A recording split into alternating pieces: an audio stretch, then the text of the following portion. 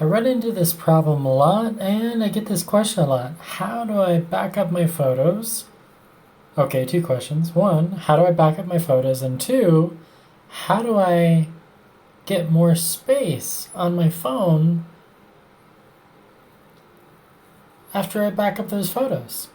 So, here you go. You download this app right here, open up the App Store, go to Apps, and search for Google Photos.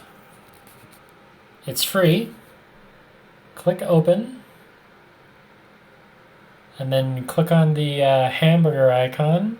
You're going to want to go down to Settings, Backup and Sync, Upload Size. You want this one. High quality, free, unlimited storage. And this is photos and videos. So there you go. So then once a day, especially if you're traveling, Gary, are you listening? Remember that trip to Europe where you forgot to open up the Google Photos app and it didn't back up your photos? Yeah. So each night, at least, I click on the Photos app and then it'll automatically start backing up once you're on Wi-Fi. Now, if you're on T-Mobile or AT&T or Verizon, you have unlimited data, sure, go ahead. Normally I find it faster to use Wi-Fi.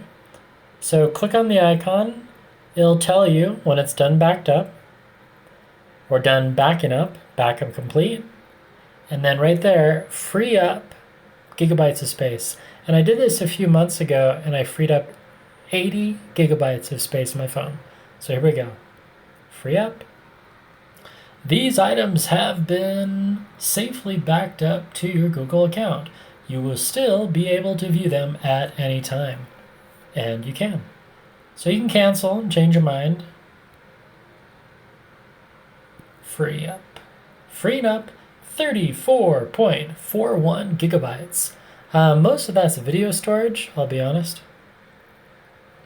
And then as soon as it's done, wait for it. Wait for it.